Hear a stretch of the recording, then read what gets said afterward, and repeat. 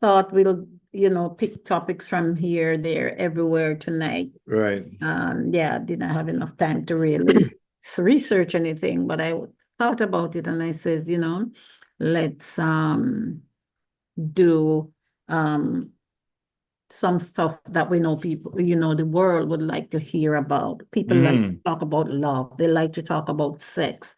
And so I just want to welcome everyone here tonight. For those of you that are on YouTube and on Facebook, welcome, welcome to our Intimacy in Marriage program every Tuesday night, 8:30. You can come on whenever you wish, you know. And while we're on and we're talking, if you have any comments, if you have something to say, please feel free to just write it down in the chat and we will try and pay attention to it to see if anyone is saying anything. Please help us along as we go. We are doing this together, and while we're doing it, we need your opinion as well. All right. So welcome, welcome, welcome. Our other guests will be heading on to us. I'm sure as they go along, they work out. And so sometimes they're late. One person asked me, "Oh, comes they're always late?" So I have to explain they work out. And so when they get home, it's a rush sometimes for some of them to come on, and we so appreciate them coming on with us. So they will be here when they get home. So welcome, welcome one and all. So Pastor John, tonight, um, how do we gonna first we're gonna pick up on sex and then I guess love will sort of fall right into it. How how how um how do we define sex? What do we think that word means to us? Even though we can go, online and look at it to see how do we define sex? What is sex? Need some water. You hearing me? Yeah, I'm hearing you. Okay. I'm just not seeing us on Facebook. Yeah, last week people had such a hard time, Pastor John. Yeah, because They with the link, yeah. But otherwise to that, I just want to make sure that we live on. They couldn't hear us. They had so many. Yeah, but they had their issues on their end because when I look at, I have a monitor, a monitor, and it's not connected to my system. It's external like everybody else is. And I listen to everybody outside. I was hearing us clear on my cell phone, which is not connected to the system. So their problem was their but it's not only one person. That's about three people. Yeah, but I'm saying there's other people listening to it, so it can be something with their end. Those who wasn't able to comment on the Zoom, that we know that was a problem because the number was wrong. Right. So that those I understand. That's our fault. But if you wasn't listening on Facebook or stuff like that, it means that something was wrong with your system. Oh. Yeah, there wasn't tuning into the right place or something like that.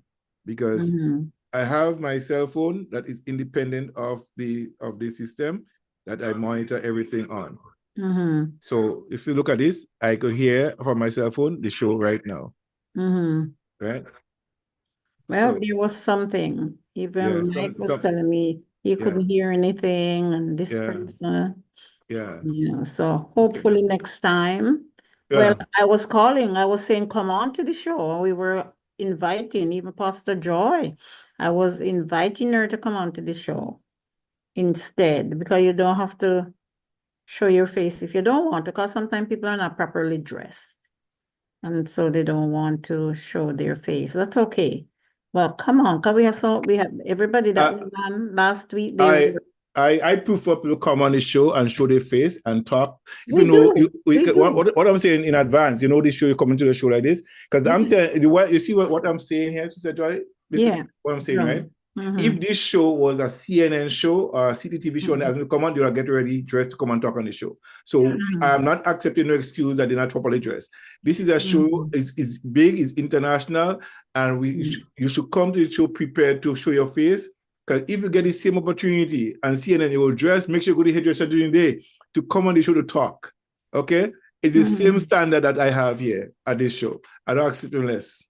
And Daniela said something the other day, and I really appreciate it. She said, you know what? when I come on the show, I want to make sure I dress properly. Because when you come on the show, you dress properly. So I Of can't come and course. dress not looking properly. So people who get invitation to come to the show, most people deserve to be presented properly on the show, on the radio, and the live, because you want to have your background clean and clear and nice. Because if you get this opportunity to speak on CNN and CTV, and they're doing Zoom, they will make sure that their stuff is properly. They will dress properly, make sure the hair is in good standing, and let the hair down loose and look nice. So we're asking you to give us the same treatment, treat us the same way that you treat any other enterprise, because this is not a small business, a big one. And we deserve the respect as any other radio station, any other TV station. All right. So I don't make no excuse for people who don't come and anything. Yeah, we understand. See, when people don't respect you because they think it's just a Zoom station, a Zoom thing, and no, I don't do that. I'm a professional. I do a professional thing. I want to see it that way, and I expect people to treat it as that, as such. Yeah. So yeah, that's how we do it. Yeah. Be prepared to be prepared, because you never know. Because sometimes, people watching, and sometimes based on what you say, somebody could call you out and say, "Hey, I saw you speak on that show. Can you come over and speak on?" But if you don't dress properly, don't present yourself properly, people have no face, right? People don't take you seriously. Mm-hmm. The reason why we're doing this consistently, and we expect people to just follow, just be nice with us. Yes.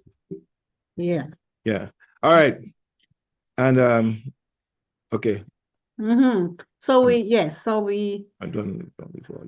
we were Yeah. So what are we doing tonight?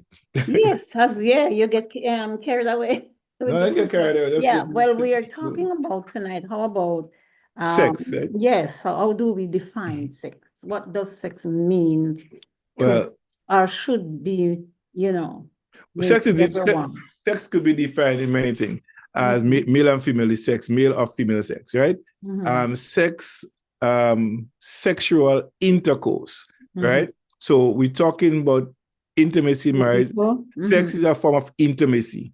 Yes, is what I call the icing on the cake after the foreplay, right? So you will have people who, for some reason, would be in a state of preparedness, like we said last week, men always ready for sex, women not always ready for sex. For men always ready for sexual intercourse. Yes.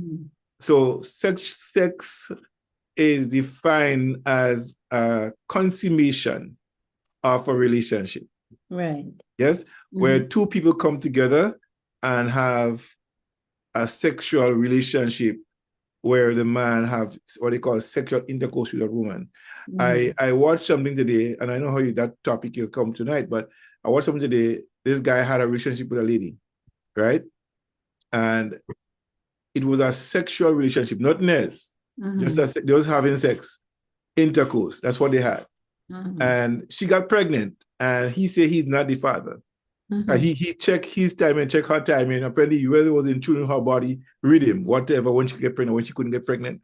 And he said that that she wasn't able to get pregnant by him. But he brought a witness that had sex with that same woman around the same time, and the time the guy had sex with her, that's when she got pregnant.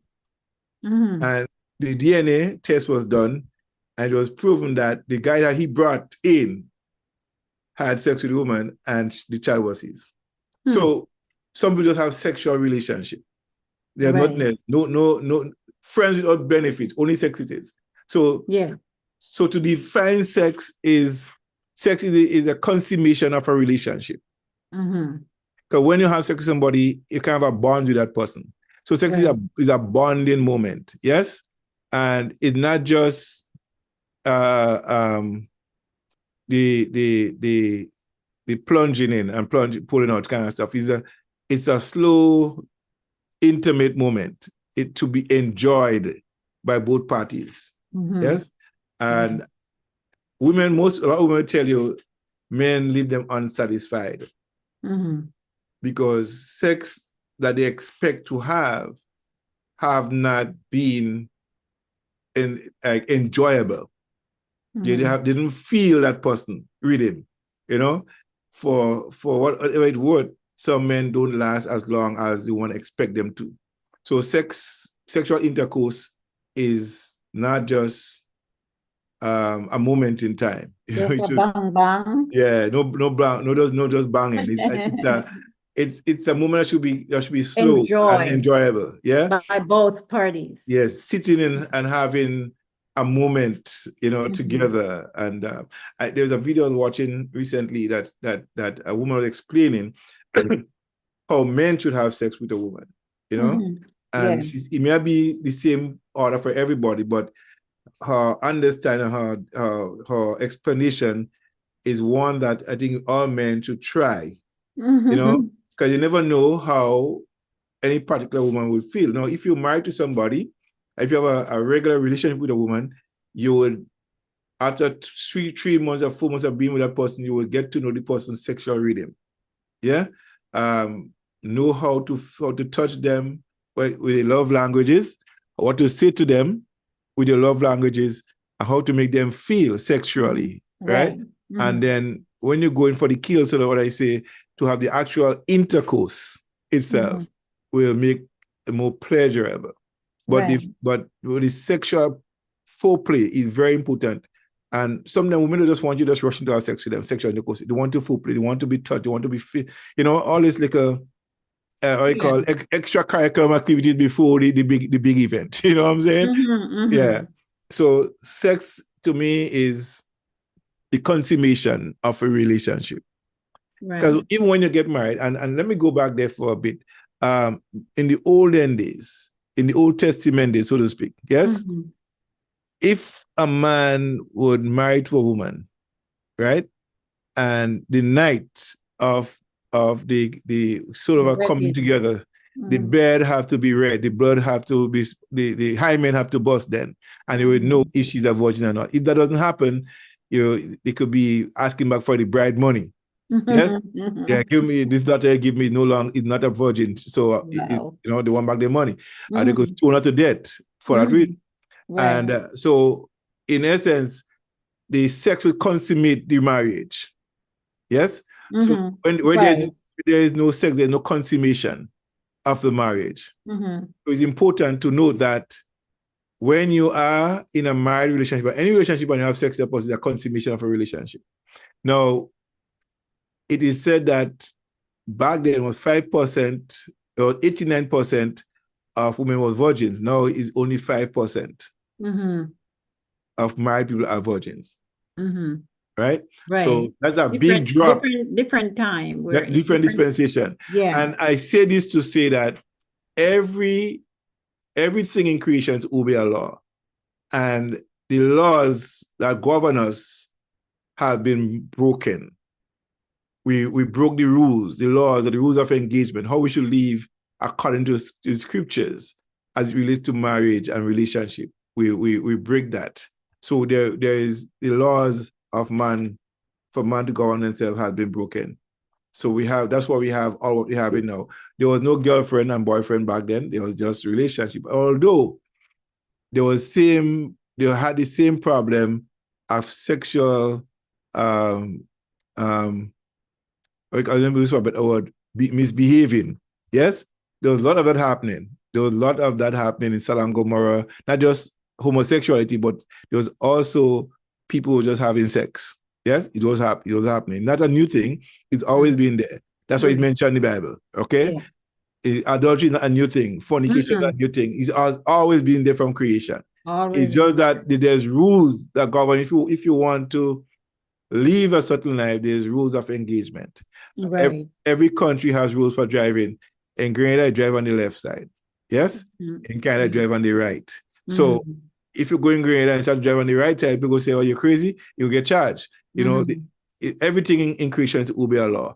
Right. Right? So that is my thing. So sex is what it is. It's the consummation of a relationship. Mhm. Point blank. Right. Right. Okay. Mm-hmm. Yeah, as you said, it's not like before No. when you would have to think, do I want to? Or people been very, skeptic in those 50 years ago and 40 years ago. But for, say, the last 20 years, come on to now, people don't care. They No. just need a partner, some people. They just need a partner. They just need to have sexual intercourse, and they just choose someone to do it. They don't care who it is. People, a woman or a man will meet somebody in a bar, in a party, and then they'll go sex with them the same night. There's no you know. So women see a man say, I gotta get him, and they'll go after him and get him. Because if you think about it, a man could say he want this girl, but if you don't accept him, you won't get it. Right. Most time, if a woman really wants you, she'll get you. You have to be very strong and courageous. You know what I mean? Right. Yes. And say no. You have to be that strong. If you're not that strong, you'll get into that relationship with that person. And for some reason, some men could become victim of that. That's right. Meet a girl, and the girl is really, really into you. She will be all over you. She'll be, you're single. How come that happened? I never wanted that. I never did my thing. But then something about that person will draw you to that person, to stick with that person. And that's where some men do this. I don't want to do that. I'm not going to do this. And but there come this lady. She's not the most attractive. She's not the most thing, but there's something about her that is special. Something, that will draw you to that woman. That will make you want to be with that person for a moment in time. And a lot of men get drawn into those kind of situations. And sometimes the relation doesn't be a bad one. It'll be a very good one. It'll be like you hear men talk about, I'm with this lady. She's so nice. She's so loving. I feel comfortable in her presence. Right. I feel relaxed in her presence. Then I'm home with my wife, or home with my next girlfriend, or something like that. My common law wife, whatever you call it, the person you're living with. Right. You feel more at home with what is so-called outside woman. Because that's how it is. That's how it is. Yes. And look at it this way. Some men said, I'm not having any problems at my home. No. But that's how it's built. That's how it is. Yeah. Even though you're not having no problems at your home, you feel comfortable with your wife or with your mate, but you go outside and still, you will feel comfortable with that person too, because that's the side chick, right? Yeah. Right. And sometimes, people will tell you, and I hear it all the time, the way she makes me feel. Right. There was once upon a time when my wife used to make me feel that way, but now I don't think I'm getting that feeling, that vibe from my wife anymore. The vibes is different. And hence the reason why sometimes people could read your faces, and they could know if you're happy or not. Right. In your marriage. They could read your faces, and they will ask you questions, and before long you expose yourself. It's true. Right? So you have to guard yourself diligently. Guard yourself against those things, because you could be sucked up easily. Very easily. So it's important to be very mindful of that. Yeah. You're so right. It's not like before. Sex is in a different class all by itself these days. Sex is enjoyable. Sex is pleasurable. Well, it should be. It is pleasurable. And whoever having it enjoys it. I saw an African lady was explaining, say, don't give your man dry sex. I think I see that. So African pastor, right? She was really going down and giving explanation and say, you can't just give your husband dry sex. Just make the thing fun with him. Make him feel at home. Make him feel that you don't need nothing outside. And if you're not giving him sex, if you're not treating him right sexually, he go outside and look for it. Because the nature of man is to have pleasurable sex, enjoyable sex as well. But you want to feel important. Again, sometimes it doesn't matter how much it's inside men. There are men like that. 90% of the time, Minister Joe, let us not downplay it. When women get married, they get comfortable with the man. After a while, they start treating him the way they used to when they was dating him. All right? And that for that reason, the men, the tolerance of waiting and having to beg for sex from the wife, it takes a toll on them. And that's where they find someone outside could satisfy their sexual desires. Yeah, but Pastor John, yes, I hear you. But look here, there must be something why the woman doesn't want to, because I'm sure there's not every time that a woman would want to. But if you said, okay, I don't feel like tonight because then the next night you're gonna continue to do the same thing, there's gonna be problem. And there must be, if your husband or your partner comes to you 3 times and you keep saying the same thing, something is wrong. Yeah. Something is wrong. And sometimes women are okay. Some women they mightn't say anything to you, but sometimes you're not helping around the house. All the work is for them. Yeah, there is right? something. Yeah, and there is something. The entire road and operation of the house is them. Is that right? And then after a while you want nighttime coming to have sex, she's tired. Of course. Okay, and sex is a tiring thing. Yeah, it could be very tiring. So she said, why I doing all these things, doing the laundry, doing the grocery, doing the dinner, doing this, doing that, and then you want to just have sex with me and then go watch TV. Yeah. Hell no. There's no energy for that. Right. There's no life in a woman's body for that. But I'm saying this, and as Christian, quote unquote, I say Christian, but that's a different topic for a different time. But just for the people who listen, Christianity, we have to follow the scriptures. There's law that governs us. Yes? And defy your personal feelings and yet obey the law. Yes? Right. You could feel you want to drive on the right side of the road, but it's on the left side of the road in Canada, but it's wrong. But there's laws that you must drive on the right side, and you will do it because you would want to be arrested. You don't be charged for breaking the law of the land. Yes? Right. But we're breaking the law of God. Yes. Yes? Right. So the Bible gives the wife instructions, both male and female, instruction for sex. The only time you deny a woman sex is like when she's seen a period, right? And when it's for and you don't need no permission. She don't need no permission for you not to have sex with her. That's what I give them. The second part where you need permission to abstain from sex is when you're praying and fasting.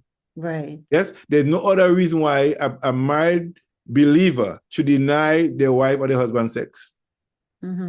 Except you have some conditions where you're sick or something like that. Sickness. Yes. With that. But if you're strong, you're healthy, there's no reason why you can't. You shouldn't. Yes? Except for prayer and fasting, and it must be permission to do that. Yes? Right. So that's the rules that governs the kingdom life, if you live in the kingdom life. If you're not, then you could do what you want outside the world. That's what you want to do, that's you do it. But once you come to the kingdom, there's rules that governs it. And you're expected to follow those rules. Yes? So denying your husband or denying your wife sex, it spells trouble for the relationship. You can't do that. You have to be obeying the rules that governs the marriage. And if you break the rules, you're causing problem in the marriage. It's what you call marriage suicide. You're killing the marriage. Sex, as a marriage with no sex is a dying marriage. It's in a coma, just waiting to pull the plug on it. And the pulling the plug is a divorce situation. Because some people just would not go a long way without having sex in the marriage. It's become strenuous, it become boring, and the relationship is just going to be dying. It's a downhill.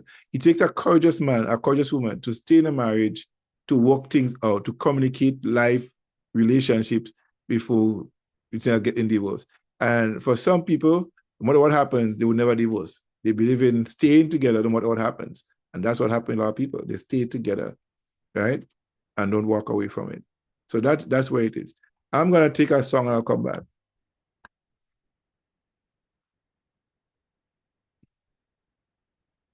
One moment in time.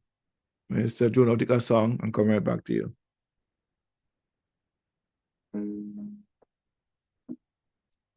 Ladies and gentlemen, you listen to GEMFM. I'm your host, the Sheriff, yours truly, John Callis, with host of this show, Evangelist Joan Walker, developing intimacy in marriage. What is sex?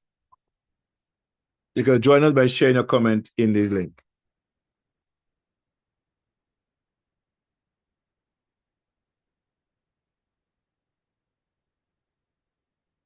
Today I live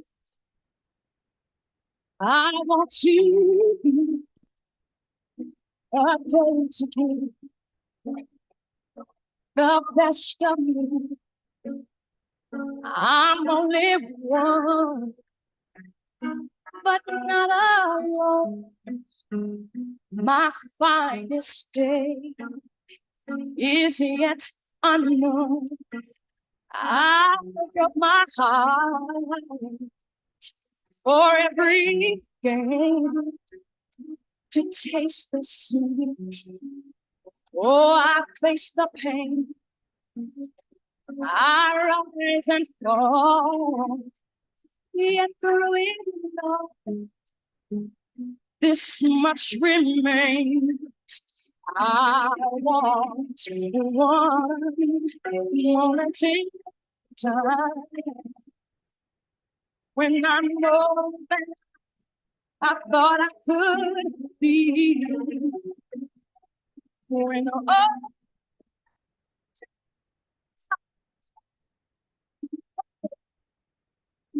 answers are all to be.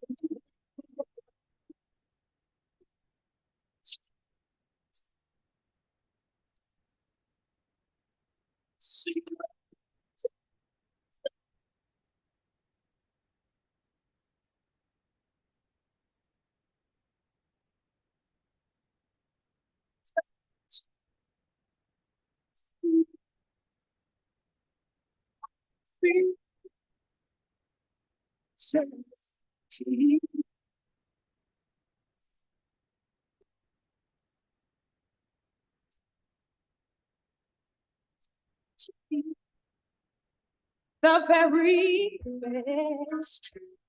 I want it all. No time for less. I've laid the plans. Now let chance here in my hands. One moment in time when I thought oh,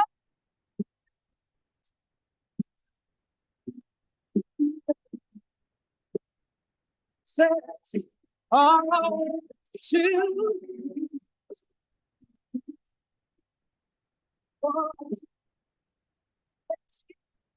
time. Sing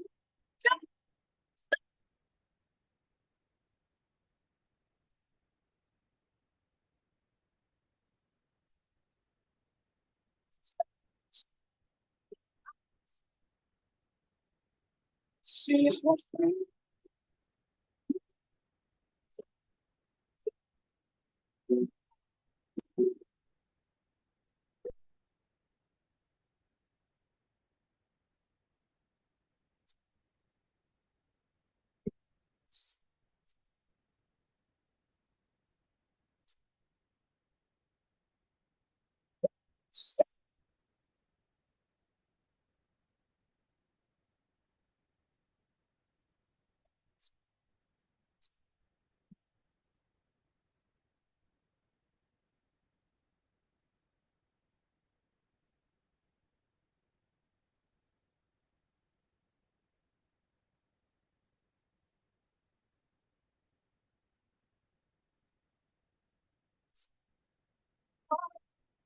to just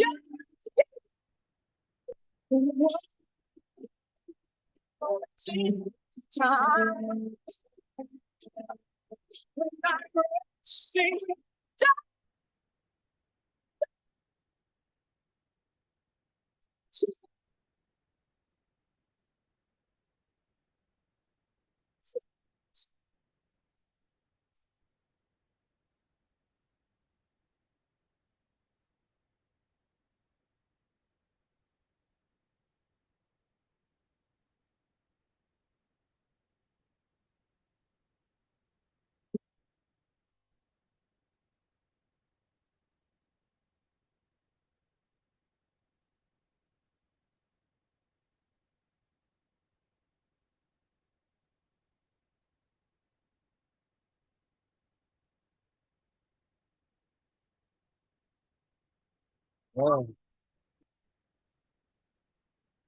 One moment in time. One moment in time.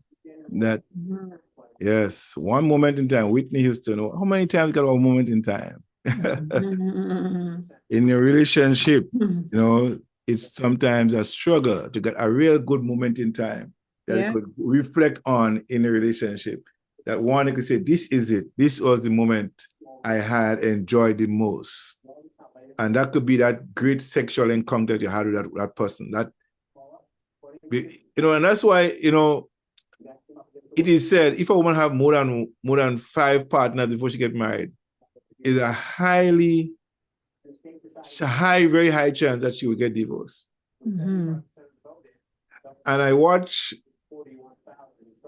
a sort of a docu movie where they ask the woman if size matter. She says she don't know. The guy say, why you don't know? She said, I only have one partner. I can't compare.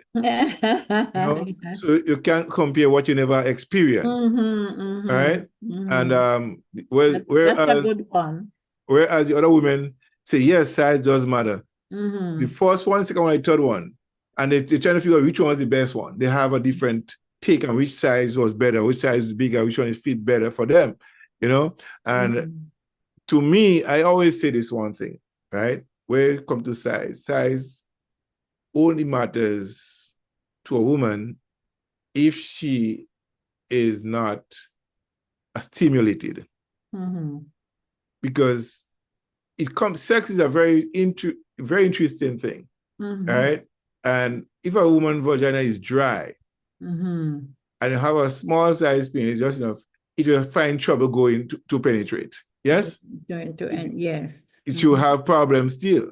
However, if she have multiple and if she's stimulated, no matter how big it is, you'll still feel small. You know what I mean? You hear women say this thing. Is lack of stimulation sometimes make you feel that you have something to satisfy you, right? But if a woman is not stimulated, she would not enjoy it. It could be very painful for her. So hence the reason why you need to stimulate her. And you yourself, even though you're aroused and ready, she may not be ready yet. Because sometimes she's not stimulated the way she wants to make herself ready to receive you. Yes? Right. So it is. And sometimes that's how it's good when you communicate. Yes. It's good when you communicate during that time. Yes. To find out what's going on. Exactly. So she could, and sex is a very good one to communicate a lot of different things. You say things that you never would have said in a normal situation. I heard a joke where a guy tell a woman, don't worry, I'll give you the car outside in the yard, I'll give you this and that and the other. And then he said, that was, when she finished, that was just sex talk. You know what I mean? That was just sex talk. Yes. So people will say things during sex that they would never say in a normal life. Yeah, no, it's true. You go back to it, what did I say that? Yes. And sometimes women say stuff in sex that they won't say anyway. And I heard that conversation, and I said it before on this show. Sex is very spiritual. When women enjoying sex, they don't call him man name most of the time, they call out God. That's right. That's true. Yeah. It's, oh God, you're good, it's just God. Because you see, sex is created by God. And whether you like it or not, you in that moment, you have a spiritual relationship. Sex is very spiritual. People don't realize that. So when you do that, it's a form of worship in a sense, if you will. Yeah, if you're a Christian, Yes. Whatever Christian or not, this is institution God created. That sex wasn't created by the devil. God, no, you say spiritual. Intimate moment. But that intimate moment it's a spiritual encounter. Whether like that, where you do it sinfully out of the norms, you still do it according to how God designed to do. Yes. So you enjoy the moment and you engross yourself in it, and you enjoy that person. Your person enjoying you call it God. Even men do say God too. Yes. So you have that relation, and children. A lot of children listen to the parents in the night. And you ask them certain questions in the morning. Yes. So So it's important. I mean, sex, as you say, what is sex? And sex is a nice spiritual encounter, if you want to put it that way too. Yes. Nobody give somebody sex without feeling for that person. Apart if that person is not raped or forced to have sex with that person. If a woman give you her body, lay her body down to you, lay prostrate before you, to give you herself to you, yeah, in a nice way, she's the one, she'll be willing to receive you unto herself. Yeah. So sex must be communicated. Somebody must feel a need to have you, to enjoy you. That's right. That's right. Yeah. That's right. Okay. Well, we have defined what sex is. A lot of people don't like to talk about it, but it's there. It has to be talked about, you know. Our next question would be,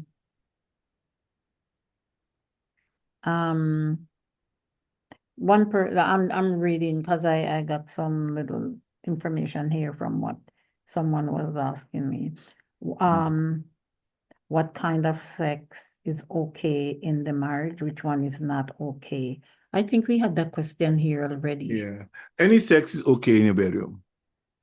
It's undefiled. What happened in your bedroom is undefiled. Now, people, there are certain things you don't do. And I say it to say this, right? I think anal sex is a violation of sexual intercourse. Okay?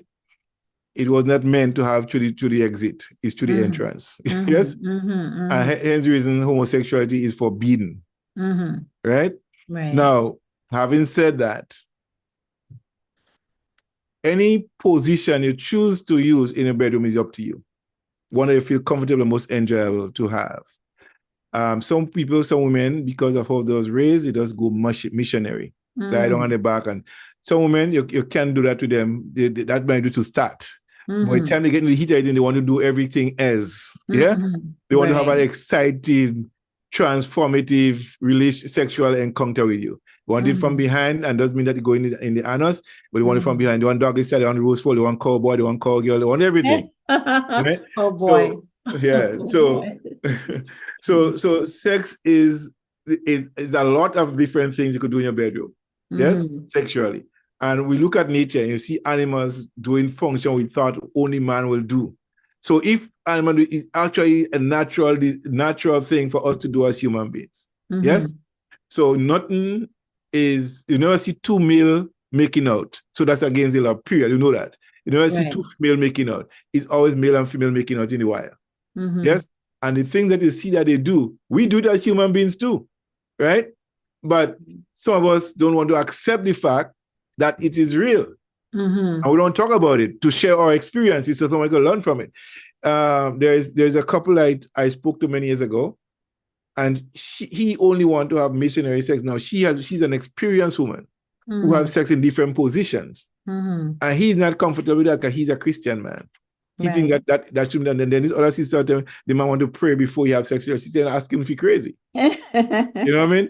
What do you want to pray with me for? Well, let's just have sex. You know what I mean? Pray for, yeah. Yeah, just have sex. Why do you pray? You know? Right. Let's get it on. Don't bring me here and come. Let's pray again. We don't have dinner. Come on. The meal is already blessed once you're married. Once you know, you don't have to go through this ritual of praying again. It's a given. Yes. You know, so I think people need to lighten up in the bedroom. You know, let the bedroom. So you think they need to light up? Yeah, lighten up and let the bedroom be the bedroom. Let the work begin. Let the fun begin. You know, yeah, and just have fun. Just have fun in your sexual life. It's position and stuff is have to be discussed because some people never accustomed to it. They come from an environment we never did that before. Women and men, you know, and some people might experience people. Yes, so. You might have experienced man, you're an experienced woman, you might be questioning, should I try that? And you say, no, you know, but don't never force your partner to do something that you don't want to do or he does not want to do. Have a conversation about it. And that's why it's important to do marriage counseling, Minister Joan. Yeah. It's important to discuss sexual orientation. go into a marriage. Somebody may have a lot of experience, people may never had no experience. Yeah? Because sometimes you might have 6 or 3 girlfriends before, she only had one boyfriend beside and you. And the person who was before was not adventurous in the bedroom. Okay? And now you come with all this adventure and experience, you can't just offload everything on all of that. You know, you have to take your time with her. And if you, the woman who had 6, 7, 8, 9, 10 partners, 26 partners, whatever it is, and this guy just have one partner, he had only 3 partners, and the level of experience you may have or bring to that marriage, you have to teach him. Right. Yeah? Because you now come from a different angle of sexual satisfaction. So he may not be able to satisfy all your sexual needs if he doesn't know it. So it's important to communicate your sexual desires to your husband. Likewise, the husband to the wife.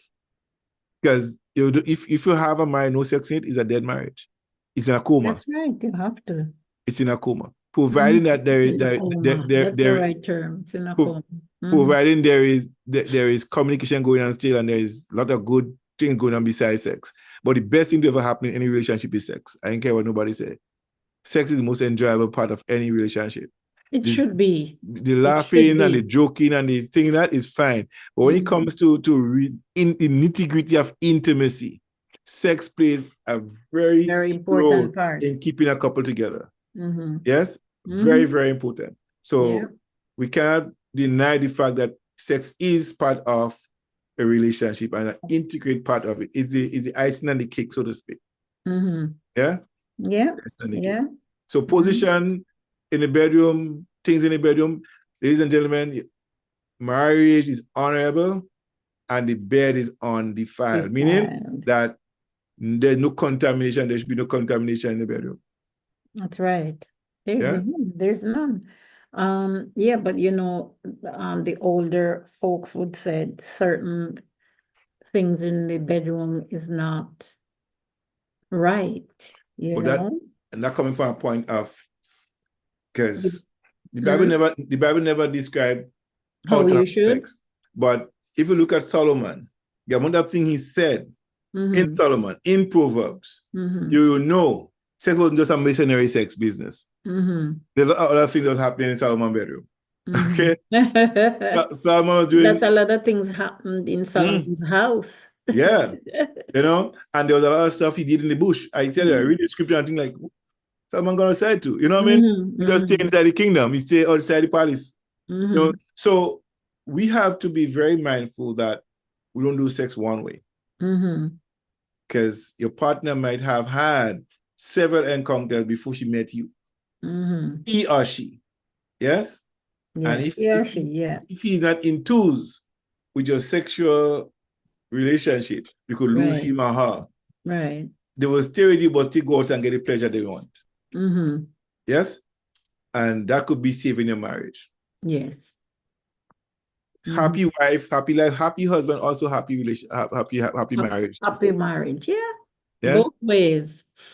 Yes? So both ways. We have to be very mindful of our partner's sexual desires and needs. Yeah? We can't escape that. Because if he is not getting enough, he's going to go. So if she's not getting, she will go. And and let me tell you something. It's not only in the world it's happening in the church too.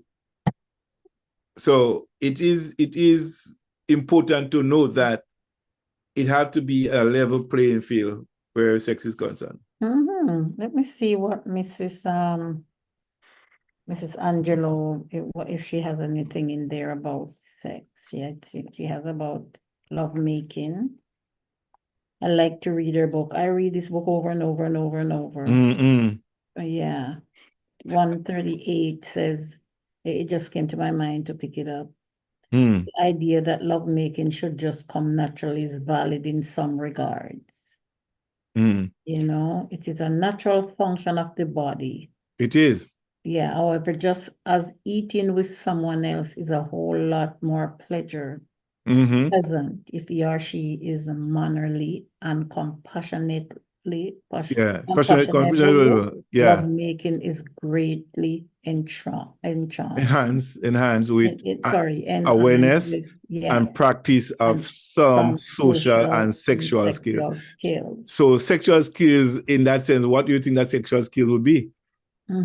Is the foreplay, the what we call the eating, the licking, the touching, the rubbing, the you know what I'm saying? All these little things, little foreplay and stuff. Yes. And it make you make that woman feel, and make that man feel kind of vulnerable in your space. Loved. Yes. Yeah. Feel loved, feel wanted, feel wanted. Yeah. Yeah, because you will know, both party will know if they're wanted or not. Okay, page 133, it refers going back to the joy of or frustration of sex, right? So yeah, it can be frustrated. Can be frustrated, as well as it can be enjoyable. Right? And it should be enjoyable. Right? Okay, so let me read paragraph 2 in that same page. What? On the same page, 133. Okay, probably I'll start from on the top, if you will. Right. Okay. And just short story, guys. So if you're listening, don't get bored with this situation. We just want to explain to you. Yeah. You're taken from the book. The story, the show is based on this book, Developing Intimacy in Marriage. So if you're listening tonight and you want a copy of this book, please give me a call, 437-980-7467. Developing Intimacy in Marriage, right? The book is written by Angelo Desato, with Karen, with Diane Robin Lee. Yes? Yes. And it's called Developing Intimacy in Marriage. All right. So let me read page 33 for you. Chapter 11. The joy or frustration of sex. The joy or frustration of sex. All right. A long time ago in a faraway land, there lived a handsome young man who was very, very wealthy. Everything belongs to him as far and further than his eyes could see. His land was lush with rich growth and crops and fruit trees of every kind. On all of his property, there was not one weed to be found. His herd of livestock included some of the rarest breed ever known to man. He loved the birds that call his land their home. And he had a name for every one of them. The young man had only one problem. Way down, deep inside, he felt a groaning emptiness. He was lonely. There was no one with whom he could share his joy. His discoveries and his vast riches. God saw Adam's loneliness and decided that it was time to give him his most beautiful gift. He put Adam into a deep sleep and performed some amazing surgery from one of Adam's ribs. He formed a woman to be a helper for him. When Adam awoke, he saw a most magnificent creature. Yes. When he spoke, it startled him. Because no other creature had ever spoken to him with words. He reached out to her and their fingers touched. Her skin was so soft. It was like the silk of the milkweed. As they gazed into the deep of each other's eyes. His hands explored the softness of her arms, her shoulders. He drew her close to him and felt the velvety tenderness of her breasts, the chest of her breasts against his chest. Come on, Adam, touching that breast. There was no strip. in his body that he had never felt before. He wanted to be completely one with her. And her hands gently passed over his strength of his shoulders and explode. This man. The wonders of the man. The desire to be joined found satisfaction in the discovery that their bodies had been created with their total union in mind. Now, that story was Adam and Eve. And God said, for this cause, a man must not be by himself. Yes? A man must be with a woman. What is why? For sexual pleasure is important. And you know something, I'll be talking about sex tonight and these things. Pornography, in most cases, is a lack thereof of the sexual relationship a man desires to have with a woman. Right? Yes. The fantasies that is generated by pornography cannot be found anywhere but in a woman. So when you don't have that, the next best thing is pornography. Right? So that's why it's important to ensure that your man or woman are sexually satisfied to enjoy your moment with you. The fantasies that you have, share it with him. The things that you have, share it with her, so you can enjoy each other. Like Adam said, draw her close and touch her breasts. Like Solomon said, the roof of her mouth tastes so lusciously. You know what I mean? That means Solomon's tongue was inside her mouth, doing all kind of nice things inside there with his tongue. So we had, her breast was like this, her neck was like this, her body. Solomon gave a complete description of that woman. Right. So when we're in church and we having children, we having sex, but we don't want to discuss sex. We want to talk about it's a bedroom thing. We don't tell people stuff, and that's fine.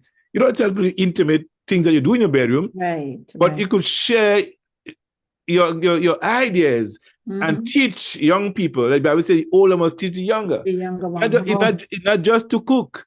Look here, Pastor John. I'm sure you have seen it. You have heard it. The younger ones don't want you tell them nothing. It's like they were born before you. It's like they were on this earth before you. Sometimes I have to say, been there, done that. Wherever the younger ones, they just think that they are the ones should tell you what to do. And I always said, whatever age you are, that's how you think. That's where you function. If you're 20, you cannot function into a 40 years old. You won't be able to think because you're not there yet. You understand what I'm saying? And that's why it's important. I used to, when I used to talk to my kids about certain things, they would thought I'm too harsh. I'm too with the rules and regulation, I'm too stiff on them, and no, it's like they're realizing, because my daughter does has the children, she's realizing now that what I used to tell her, it was all right, but because she wasn't at that age. I always say that because that's what the Holy Spirit just revealed to me. They're not at the age, you're not 60, they're 40, so they cannot think the way me and you would think, Pastor John, and they don't want to listen. Something, Pastor, something that happened, we might be missing it. Young people today are not our generation thought processing. Right. Okay? They have so much information at their disposal. They will refer you to things relating to sex, and you will tell them about it. Because most of us, for the most part, if you're 50, 69, 70 years old, things that most people back then, we never expose our children to sexual activities. Okay? Today, children are more inclined, are more exposed to sexual contents than you and I was growing up. Yeah? So we learn things on the fly as we grow. We learn it by the way. They're now having a whole class session on sexual orientations, right? In kindergarten, children are now getting to learn about sex before they become 14 years, 12 years old. So we going to tell them something. We have to teach them according to the laws of God. They're way past that already. They learn how to have sex with themselves and how to masturbate All this stuff is being taught in school to young children nowadays. So what are we going to tell them? We can't shy away from telling them that because they're learning that in school. We can pretend that they come from a plane drop them anymore. The mailman dropped them and this kind of stuff. Children not taking these stories anymore. They understand better now. They know better. They are more informed than we were when we was then. Yes? So trying to hide the truth from them doesn't work anymore. We try to sugarcoat sexual content to them. They already know the raw truth about sex. So for us trying to tell them something about sex and try to beat around the bush with them, they say, Mommy, come straight to the point. We know about that already. So that's why even when talking to you, I say, I don't have to hide and talk about sex work. Straight up talk. Because they know it. They're experiencing it. They're talking to their friends talking to them. They are married friends. And the married friends are the same age. Tell them stuff. So what are we going to do? We will keep trying to hide and say, don't talk to them about sex. They know it already. They hear it from their peers. They see it on the internet. They're going to do the research. And they could tell you more about it than you know. Some of us parents don't venture to do no research about sex on the internet. We think it's a bad place to go. We don't know about the internet. We don't know about things. So it's incumbent upon us to learn what they're learning. So we better communicate with them and share our views, our experiences. So that way our children will know that mommy knows, daddy knows. So let's have this conversation. But we can't operate a thing they don't know. They don't want to learn from us. They already know the information. They have it. What we're trying to do is to sugarcoat it and don't give them the raw medication. They already gotten the raw medication. We are just here, as parents to guide them through the maze. Yes? The do's and the don'ts. But they already have exposed to the raw information about sex already on the internet. Some young girls will tell you they're not having sex through the vagina. And for now, they're having inner sex because they don't want to get pregnant. And that is something that young girls are doing. And even though they have sex and they get pregnant, they have the day after pill to prevent the pregnancy.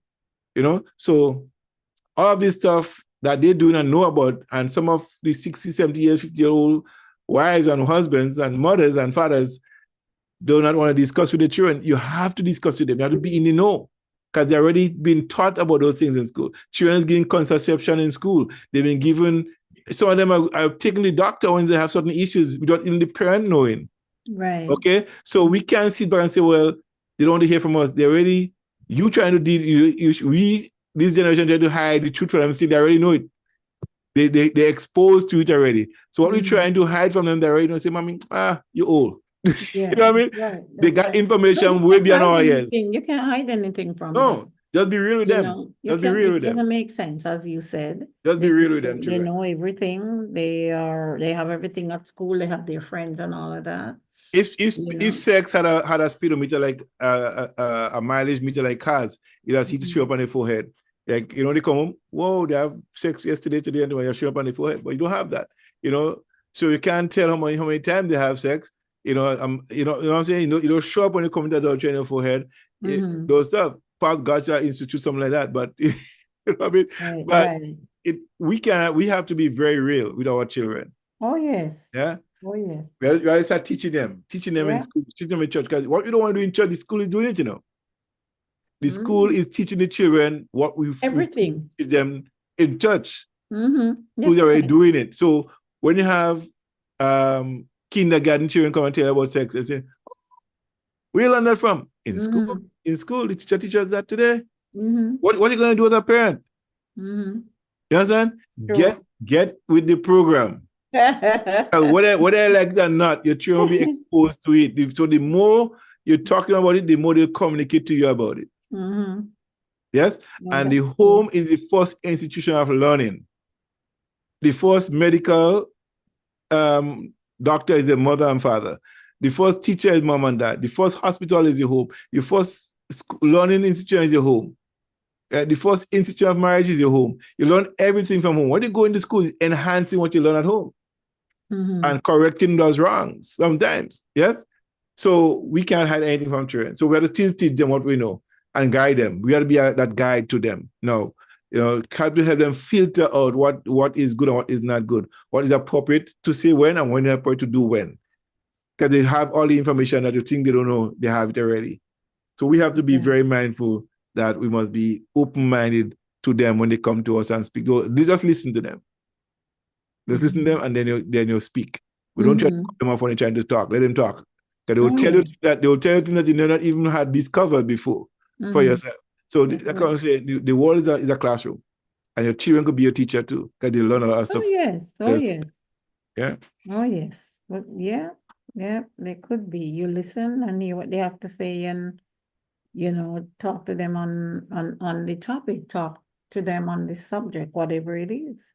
Yeah. Because today, in today's world, we cannot hide anything. Nope. Cannot hide anything from them. So we can, in our bedroom, that was the question. What kind of sex is okay and which one is not? But as we said, in your bedroom, you do whatever pleases you. The only thing I think that is not Which is not fantasy acceptable. Is anal sex. It's anal sex, anal sex. I think that is not. I don't think it is not acceptable. Right. But people enjoy doing it. A lot of people do it, but it's not something that is recommended. Even though the word, in the world, biblically, yes. Biblically? Yeah, it's not. Yeah, it's not. This is not something that is acceptable. Because the vagina is made for that, not the anus. You know what I'm saying? So how did that comes by though? It's just the same homosexuality that introduces men who are bisexual do this, try the same way the women, and they do pornography movies. They do all kinds of stuff. People watch it and they try it. And they end up enjoying it and liking it, so they continue doing it, and it goes from one partner to the other and just try and do it to the next partner, and the person liking it do it to the next partner.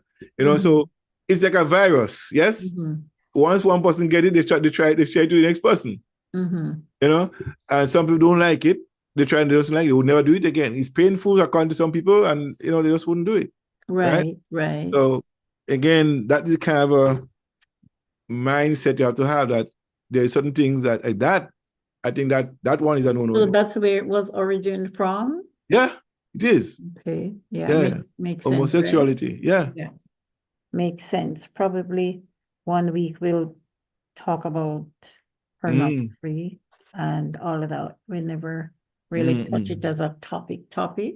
But probably one of the nights we will go into that, because I find sometimes I had one friend who complained to me a long time ago that she would be in bed with her husband and he would want to watch it, pornography. Yeah. What does that? These are questions that you have to think about how to answer. People, why would he want to? Yeah, because probably he might have an encounter with it. Perhaps he might have an encounter and he never told her about it. Some men might be being sexually abused going by a child, right? And they enjoy it because they do it so many times, it feel like none to them, and they want to try it on somebody else to share it that way. The wife do it to the wife because they enjoy do it for themselves, so they want to make sure that the wife feel the wife might enjoy it too. Right? Some people look before they marry, they've been watching a lot of these pornographies, and they see women doing it and enjoying it, so they want to try it with the wife too. Right? So those things, it's again, that's what I'm saying. It's important to have this discussion premarital sex, pre-marriage. You need to have this conversation, so you know who you get into relationship with. Excuse me. Right. So you may want to the forms of discussion and the form, but ask the person to write it down and the form and share it with a partner. Yeah. So share the form. Probably you as the conductor of the session may want to see that form, but you need to see it to properly address the concerns. Yes. So it's important to have that conversation. Yeah. When it comes to sex in marriage, you need to have that conversation. Yeah. Okay. All right. Okay. Sounds good. Yeah, I was enjoying the book, Pastor John. Yeah. Yeah, I was enjoying it. That was good. Good reading and what it says, and it's really truth. It's really, really, really, truth. Yeah, I love to read this book. Yeah. It is, I mean, the book is a nice book. It brings a lot of things that people may not even pay attention to. Yeah, the little things, Yeah. the little things. Mm-hmm. Yeah, so we'll go. Oh, I missed the girls. Yeah. But Daniela was working late tonight. Yes. Okay, yeah. Well, I guess people watching election too. Yeah. So I have a show come up at 10:30 where we Mm. do analyzing the show, the The election. yes, at 10:30. So Okay, that's fine. No yeah, problem. because yeah, those guys want to do a kind of talk on that as well. Because Mhm. I told them Donald Trump going to win the election. You know, that's my You tell prediction. him what? Donald Trump going to win the election. Oh. And I have my reason for that. Mhm. And one of the last thing that Kamala did, I think that would have put a nail in her coffin. Mhm. She had a rally, and somebody said Jesus is Lord or something like that, and she said, "Tell them they're in the wrong place." So Really? yeah, she did it. Oh. So I think the faith movement who was following her would not vote for her. Mhm. No, because you cannot put a thing on God and do get. But when she say you're in the wrong place, she means that you should be in church. That's what she means. Yeah, you shouldn't be talking about that here. You should be And praising then God here. yeah, because you What don't talk politics with politics, but and that doesn't but make. that's her followers. You have to So understand, yeah. but her followers, whatever she said, Mm-hmm. probably the person said responded to it. Janice was praying for me. I can't remember the exact thing she said, but Mm-hmm. then the person responded, "God is Lord." Mm-hmm. Jesus is Lord or something like that, right? And she said, Mm-hmm. "Tell me, I think you're in the wrong place." Mm-hmm. You know, whether you as a politician, you'll be very careful who you're addressing or how you're addressing people because that's your followers. Mm-hmm. They're there to follow you, Right. right? And if you diss them like that, the entire world of people who Mm-hmm. are Christians who probably had liked you, who are Mm-hmm. advocating for you, now they will change that. So you have to be very, very, very careful. Everybody know Donald Trump stand and know, yeah. Yeah, Donald Trump is even selling Bibles. Yeah, exactly. You know what I'm I'm saying? saying this man. He know how to win the heart of people. So Yeah, because he has that kind of mentality. he understand the game. That's politics Yeah, 101. you You have to understand? know. He Yeah, understands the game. yeah. Because look the way how we describe people, and look, the race is tight. Yeah. The race is very tight, you Hmm. know? So keep your fingers crossed, as my cousin would say in New York. Hmm. She's responsible for one of the polling station. Hmm. Earlier on, Donald Trump was 105 or something, and Kamala was 25 or 35. How's Mm-hmm. that? You need 270 to claim the majority. Yeah. Mm-hmm. So I don't know how it is right now, but it's a given. If it's Mm-hmm. that something miracles have to happen for her to come and win. Mm-hmm. The electoral college is a killer in that. So Mm-hmm. if they decided you're going to be the president, you're going to be it. It's not the people, not the popular vote that make it the president of the United States. It's a selective few among Mm-hmm. the nation that Yeah. determines, and that has been determined 6 months before the election is called, before election Mm-hmm. is held, right?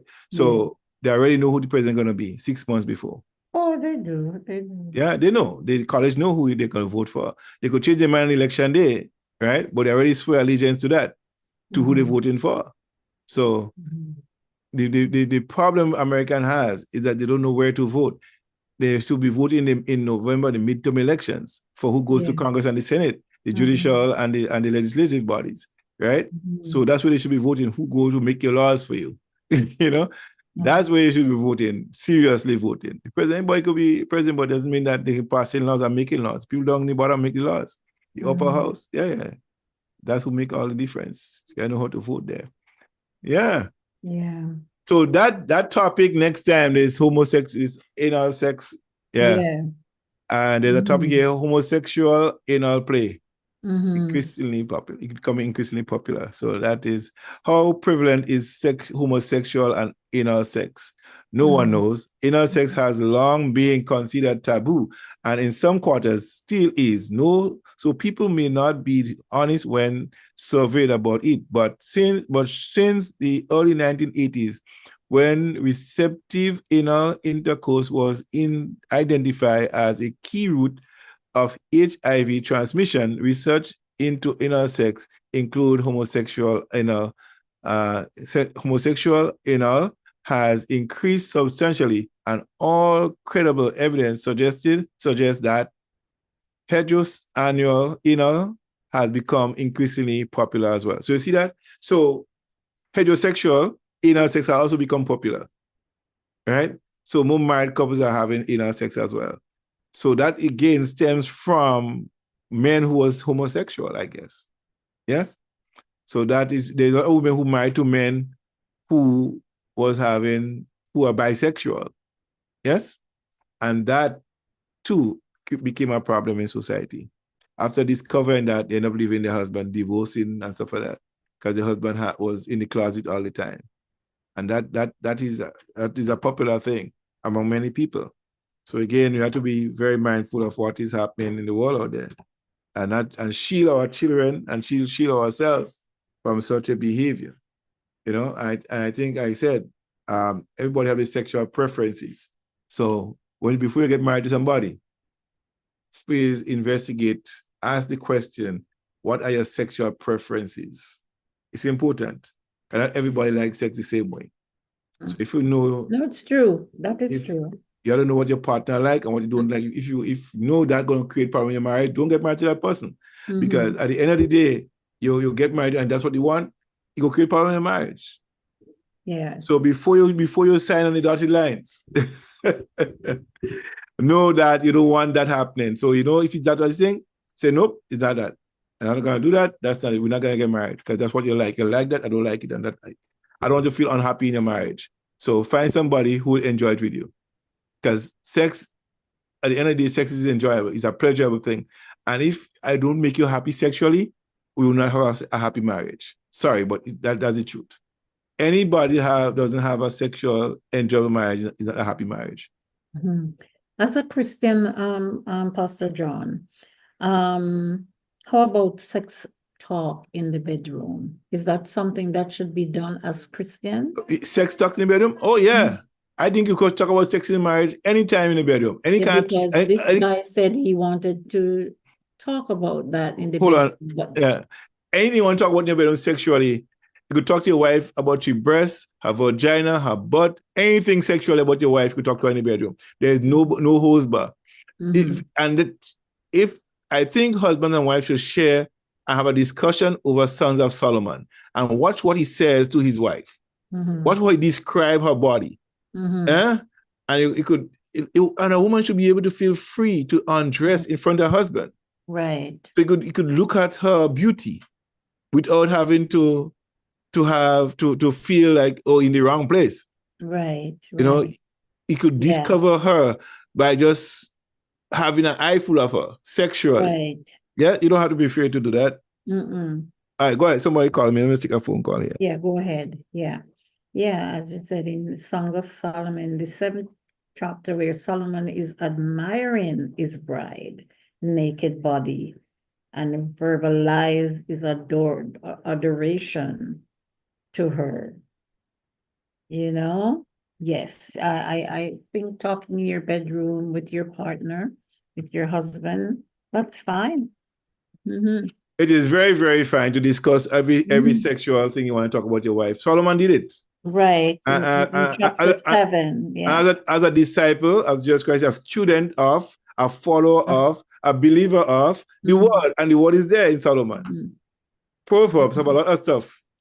Sexual content as well. And Proverbs, yeah. Yes. So let's read those books and enjoy yourself in the bedroom. That's right. There's no shame in that game. Yeah.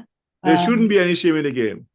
There shouldn't be. That's the most that your bedroom should be the most playful place, and talk those things, and because it's both of you. Yeah. You're in your bedroom. Have fun. Yeah. Enjoy each other company. You should. Yeah. Talk about the things that you love doing to each other. For that moment, and I think that brings on a good feeling to both of you. Yeah, it does. You could read the Bible in Solomon. Read the mid part, read the female part, play that game. Just have that fun in the bedroom. Talk about yourself. You might be amazed how aroused you may become. and that could lead to sexual intercourse. Yeah, that's and right. have an enjoyable time. I think sometimes we get too caught up with our so-called religion. Well, not even religion is one thing, and then your Christianity, and you don't want to talk. They say they want to talk dirty. They call it, but this is clean talk. This is clean talk. Very clean talk. It's in the Bible. Look at in the Bible. It's very clean. I said, it's okay. It's okay to do it with your own wife and husband. Yeah, not to somebody else. About going touching all under the navel and kind of thing. Like, what do you think I'm talking about? That's right. Come on, man. Right. You know, your nose is sharp like the Tower of Lebanon. Yeah, overlooking Damascus. Can you imagine? You can, man. So someone doing some serious talking there. You know what I mean? I used to agree with that. Like the Tower of Lebanon overlooking Damascus. Yes. How important it is for her to feel as though she's very special to him. She's very special to him. Yeah. And that's how people need to feel. You know, there is a song that the trade winds, you have to learn how to talk to your woman. It's a comical piece, but it's a true song. It's not a gospel song, it's a true West Indian saying. How to learn how to talk to women today. You know? Right. And I think the trade winds are the group of the young, there's men of them, trade winds. Learn to sweet talk a woman. They learn to sweet talk a woman. And right. And some people are just made for that. Yeah. You know, they're just made to sweet talk women. And you know? Yeah. It is a given. It's a given. Yeah. It is. It is. Men need to understand that women usually have to be a rose with patience. Yeah. And some men don't have that patience. Some men just need to just do what they have to do, and that's it.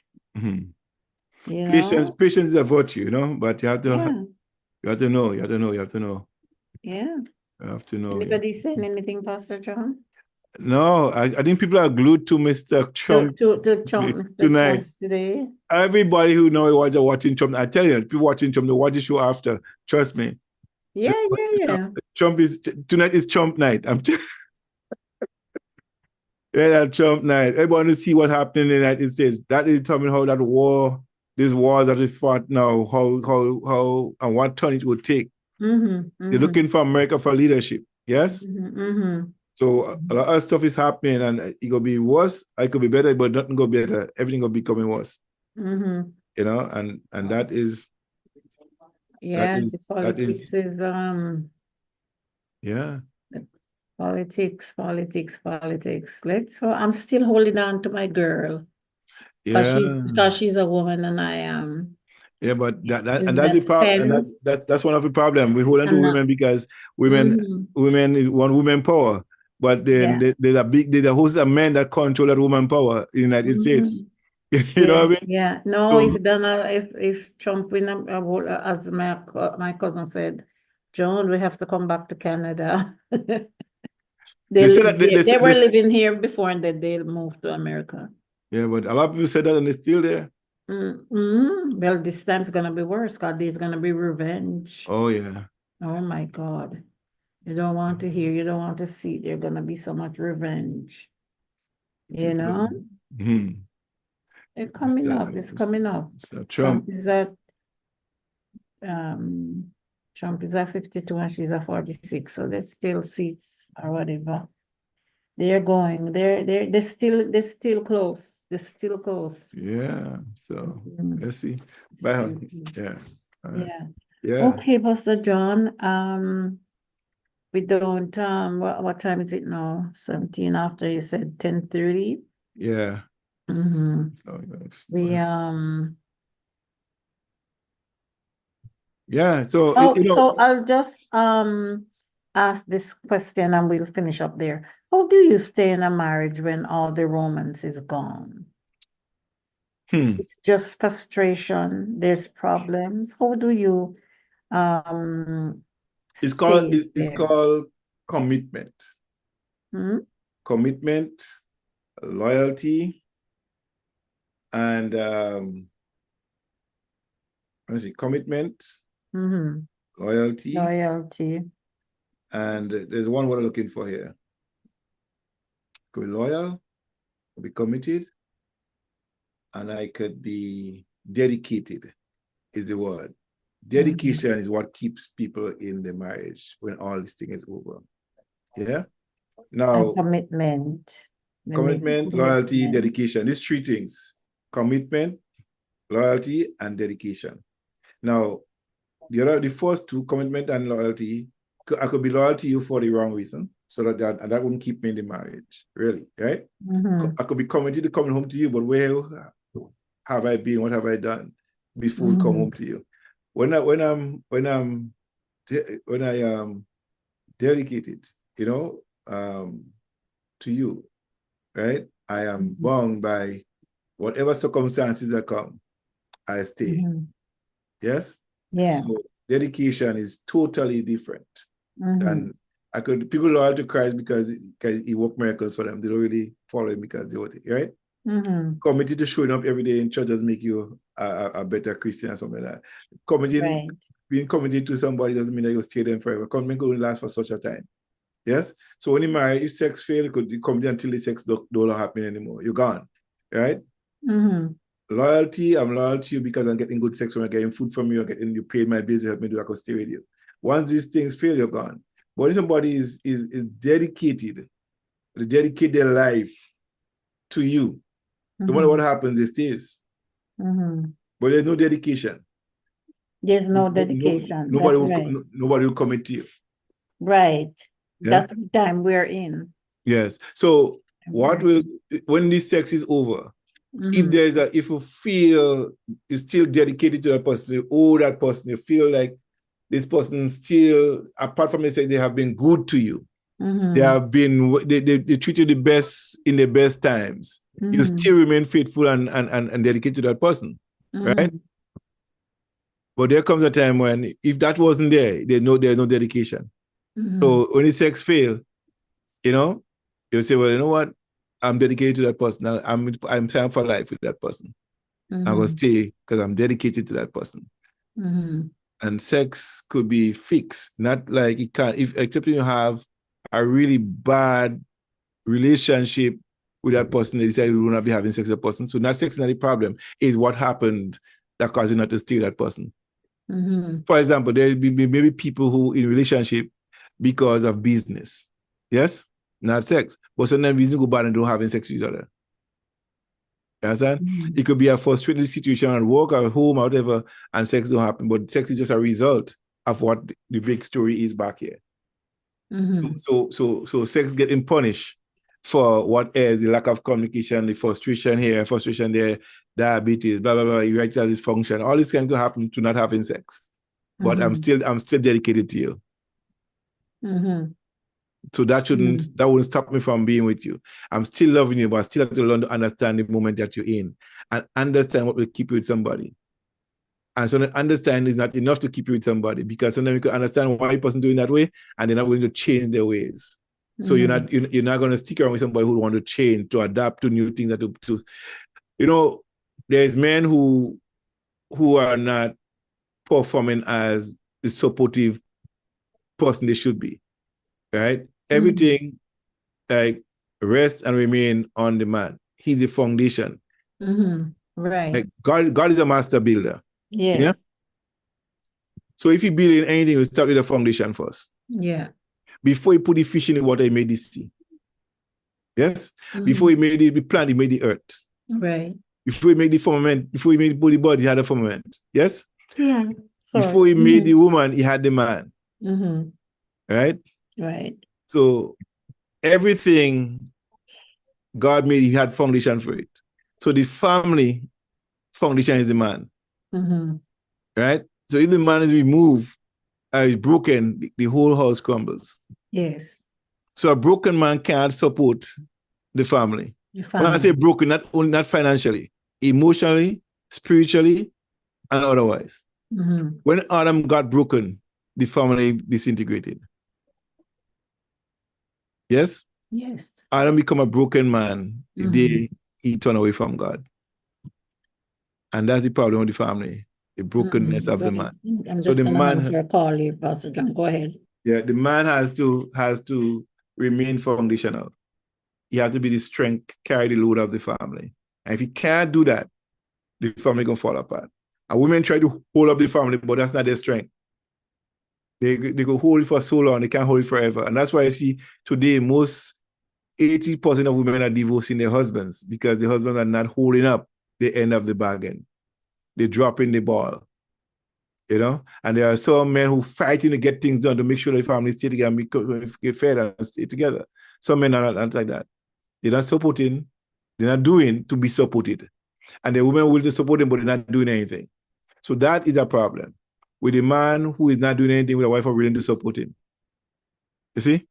A woman who is there to help you, but you're not willing to do anything for her to help you with. And that creates a problem in the relationship because now that man is broken. He's a broken man and he don't want to accept the fact that he's broken, that the woman could help, so the woman can help him.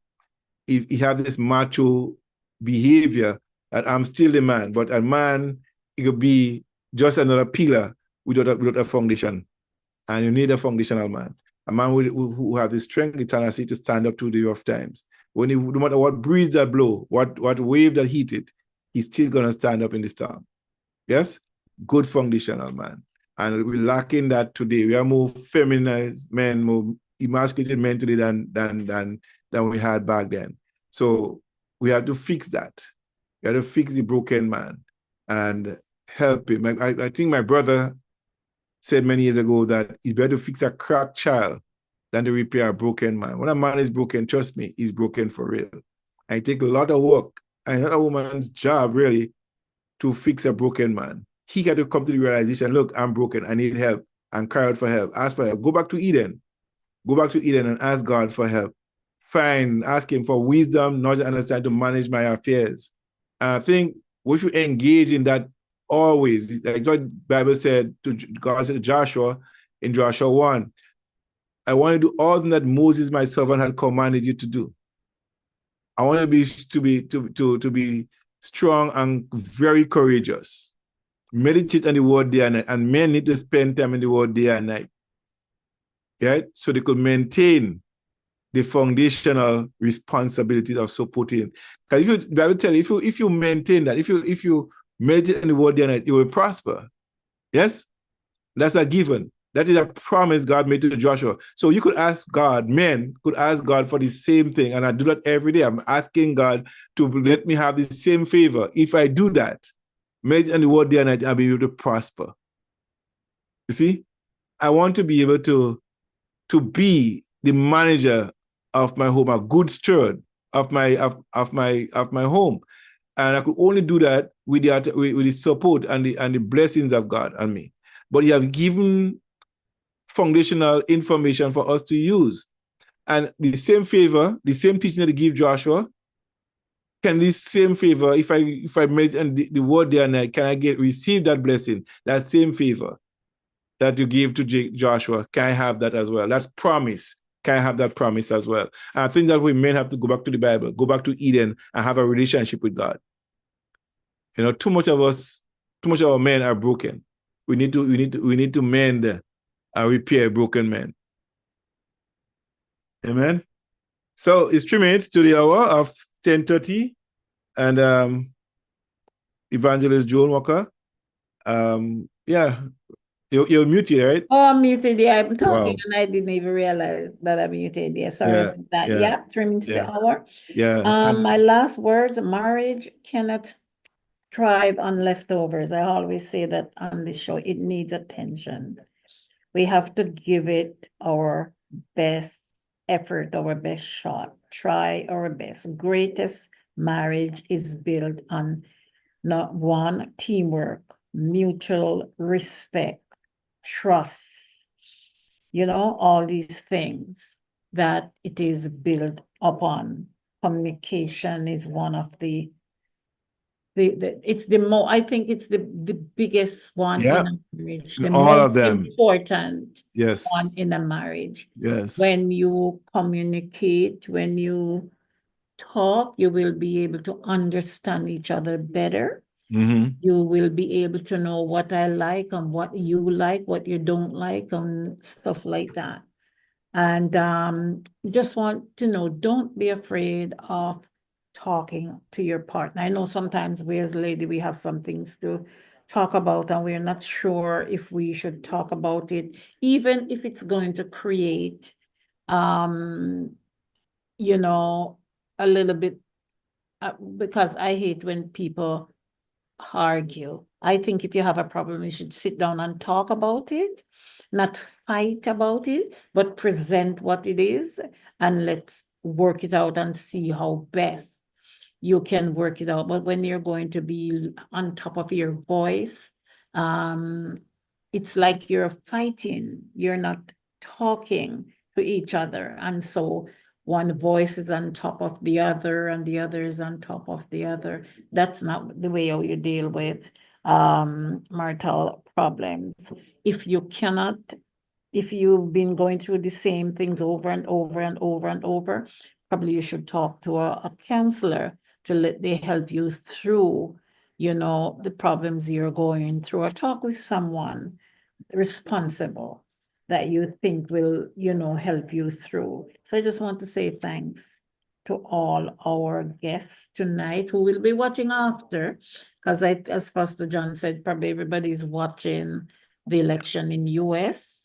We wish them our best. And so tonight, thanks, Pastor John. God bless you tonight. And we pray that, those marriages that are in trouble, because a lot of marriages are having problems these days. Sometimes just pick up the word, just pick up the Bible and just read it and what it says on, as Pastor John says, goes into the Proverbs, goes into Songs of Solomon, and you might be able to laugh.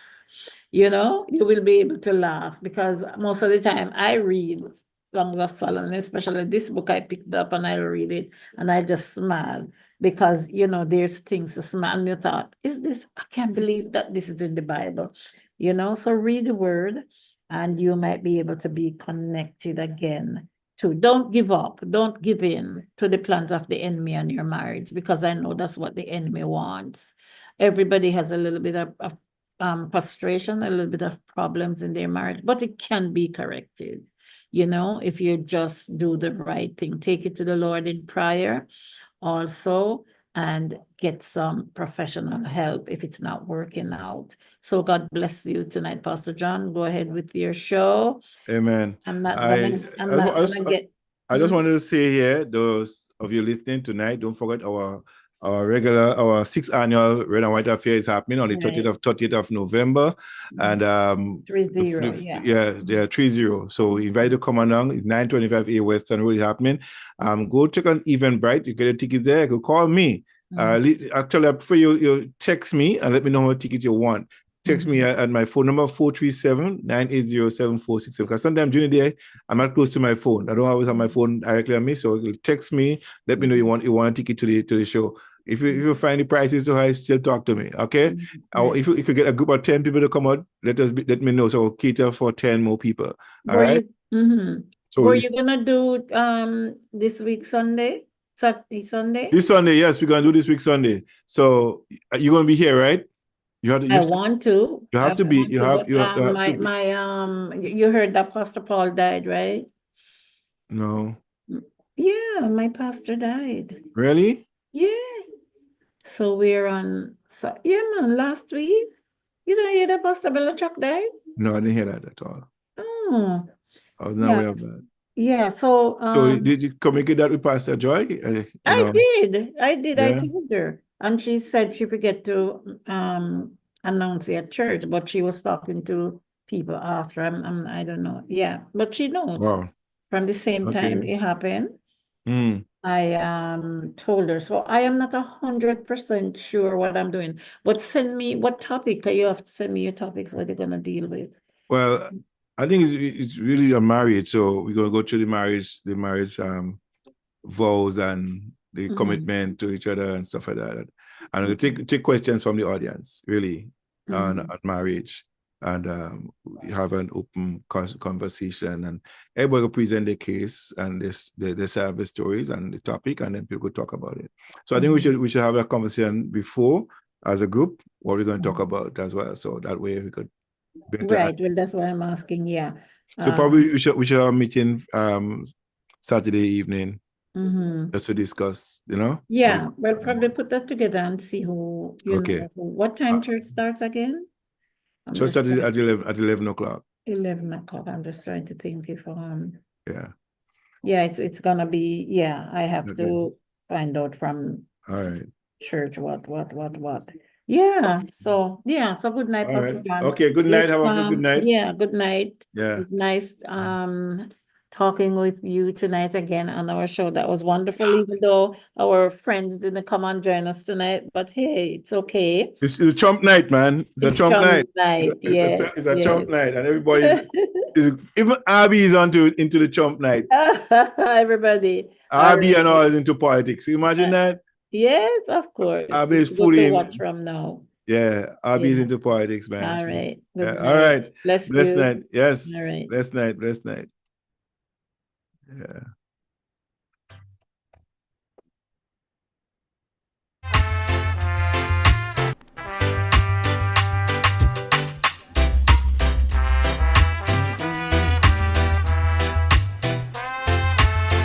Yes, folks, you've been listening to GEMFM, developing intimacy in marriage, every Tuesday night right here from 8 o'clock until 10. We start late, we end up late. But my friend Delbert will be coming on soon. I'll be ending this live shortly. This song is dedicated to the host of the show from her husband, Mr. Walker. Let me pull it up from the top. He's Jamaican girl. Pull it up from the top.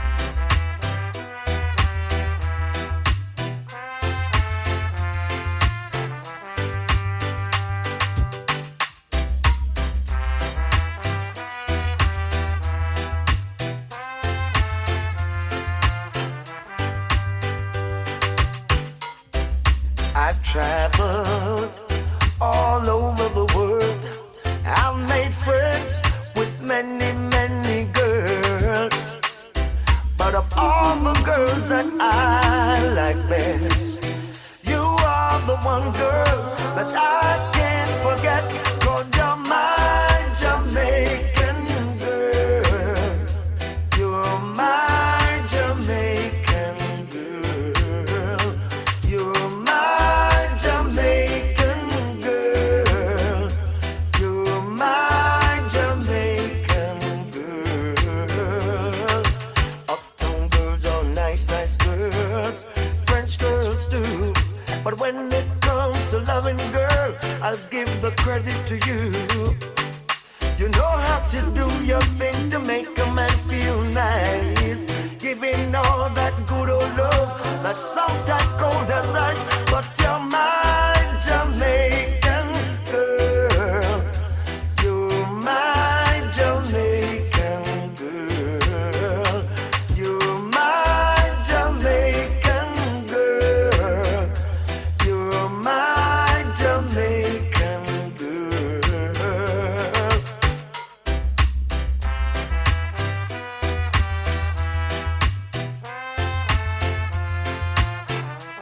Sweetest girls in the world. Oh,